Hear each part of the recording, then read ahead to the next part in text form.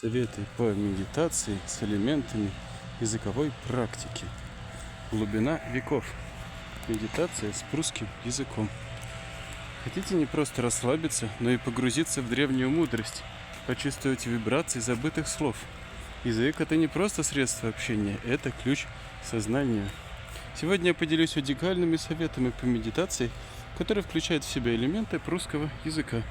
Повторение древних слов или мантр не только усилит ваш фокус, но и соединит вас с энергетикой предков, с их пониманием мира. Это способ не просто учить язык, а ощущать его. Откройте для себя новый уровень гармонии и познания. Готовы попробовать? Медитация с руной Пеку. Асасма эбдейвутинс перлаймесканен майяс гивата сирайна сейдейной. Я благословлен изобилием каждый день своей жизни.